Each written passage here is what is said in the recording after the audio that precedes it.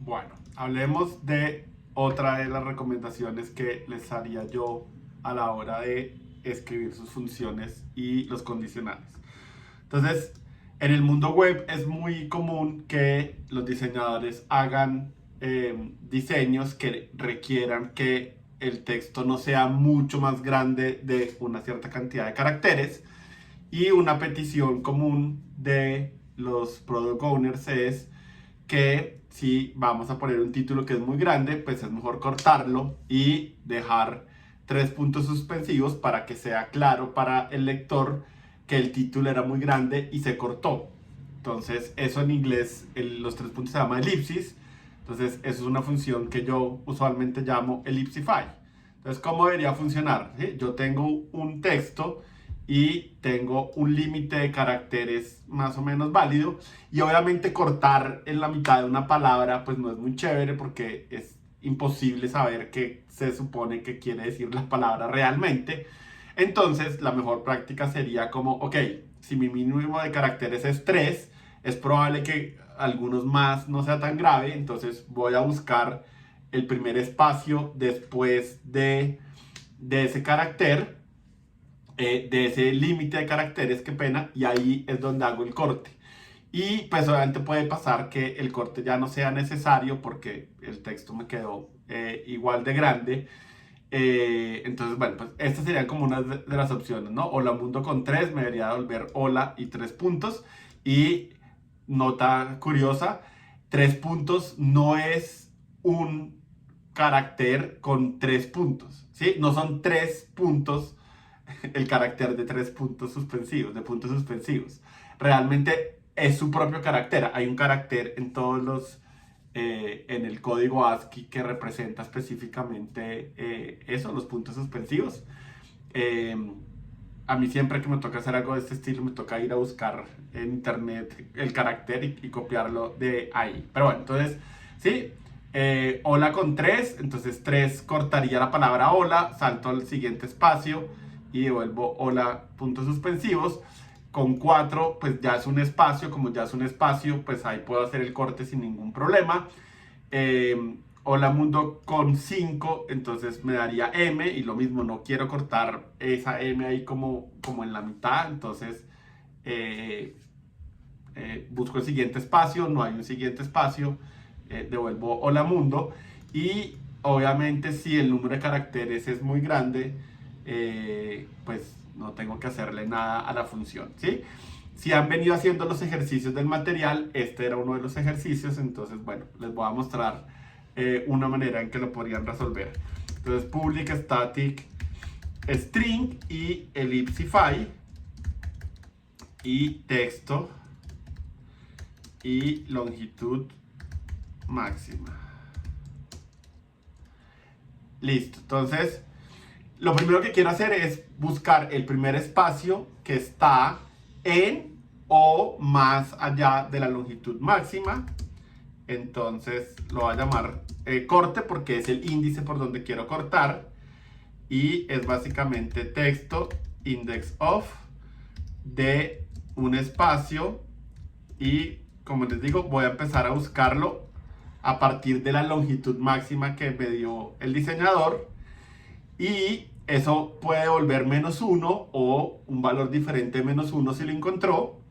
Entonces quiero generar el texto cortado, entonces el texto cortado sería una de dos cosas. Si el corte efectivamente encontró, encontró un espacio, entonces pues lo voy a cortar, texto substring de 0 a el corte, y si no encontró nada, si no encontró un espacio en donde cortar, pues no corte, no haga nada. Y ahora sí puedo hacer mi formato, mi texto con elipsis. Qué pena el Spanglish, pero se entiende en el contexto de lo que estoy haciendo. Texto con elipsis, y ese texto con elipsis básicamente, de nuevo, ¿no? Si el texto sí lo corté, pues tengo que agregarle los puntos suspensivos. Si no lo corté, pues no tiene sentido. Entonces hagamos eso también, ¿no? Si texto cortado es, la longitud del texto cortado es menor que la longitud del texto original, entonces efectivamente hago un string nuevo en que el formato sea el string original más los puntos suspensivos, texto cortado, y de nuevo, ¿no? Si la longitud del texto cortado es menor, no es menor que la longitud del texto original, es que nunca lo corté. Si nunca lo corté, pues no le tengo que agregar los puntos suspensivos, y acá puedo retornar esto. ¿Listo? Y entonces puedo hacer strings.ellipsify hola mundo con parámetro 3, con parámetro 4, con parámetro 5, con parámetro 10, con parámetro 15, y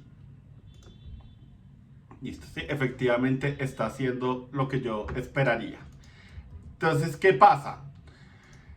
Esta función tiene un caso especial en donde no hay necesidad de hacer nada, ¿sí? Si yo desde el principio sé que la longitud máxima es más grande que el texto que me están dando, pues no tiene sentido que me ponga a buscar si el index of de esto y si corto o no corto, ¿sí? Es como un caso especial.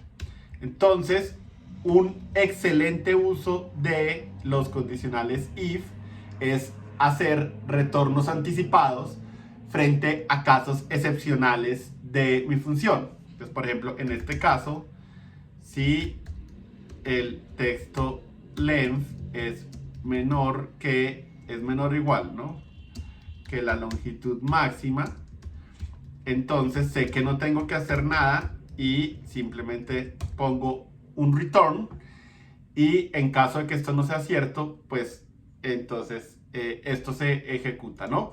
Como el return está dentro del if, técnicamente no es necesario escribir un else, a pesar de que eso es lo que está pasando realmente, ¿no?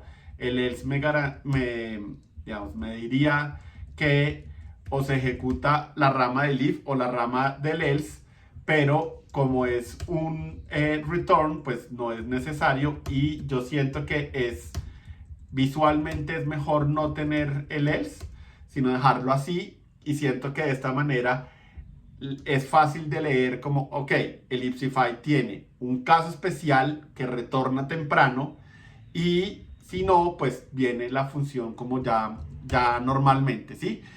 Este tipo de retornos tempranos siento yo que generan código que es más fácil de entender y menos propenso a errores. Ahora, lo digo sabiendo que hay un poco de contención en la industria y hay gente que no estaría de acuerdo conmigo, pero mi recomendación sería que lo hagan. Ahorita vamos a hablar de por qué la gente le parece que esto es una mala idea, porque algunas personas creen que es una mala idea. Pero si ustedes me preguntan a mí, basado en mi experiencia, esto genera código fácil de leer, fácil de entender, ¿sí? Lo que yo quiero es decir, claro, ¿qué pasa cuando texto tiene menos caracteres que los caracteres dados? Listo, lo tengo ahí de inmediato, súper claro. Y lo que les digo, a veces cuando yo tengo un retorno anticipado y no quiero retornar anticipado para no hacer cosas raras, para no hacer cálculos raros, costosos, a veces tengo que escribir unas cosas que son terribles. Entonces, como les digo, en el siguiente video les voy a mostrar qué es lo que a la gente no le gusta de los retornos anticipados, pero de nuevo, en mi experiencia, esto es súper importante. También en algún momento vamos a ver cómo se validan parámetros, y la validación de parámetros se hace con otra cosa distinta de return. Entonces, de nuevo, está siempre bien que ustedes validen como cosas excepcionales de los métodos de primeras y obviamente pues retornar si es el caso de que sea como un caso específico especial de la función o algo para indicar que se falló porque los parámetros no son válidos. Pero ese es un uso que me parece muy importante del if. En teoría, el lugar donde ustedes hagan el if no importaría desde el punto de vista funcional, pero pues de nuevo, no, me parece que está bien que sea lo primero que hagan en el método para que para el lector sea súper claro como, ok, ¿cuál es los casos especiales que harían que esta función retorne temprano? Entonces, esa es mi recomendación de cómo escribir código más legible frente a este tipo de situaciones que a veces se presentan. Y sí, lo que les digo, el else me parece que no es necesario y se vuelve más legible si lo escriben de esta manera. Si no les gusta, pueden dejar el else y simplemente dejar las dos ramas ahí, pero muy importante que siempre en sus funciones piensen si hay una forma de retornar anticipada y que escriban código para que lo haga.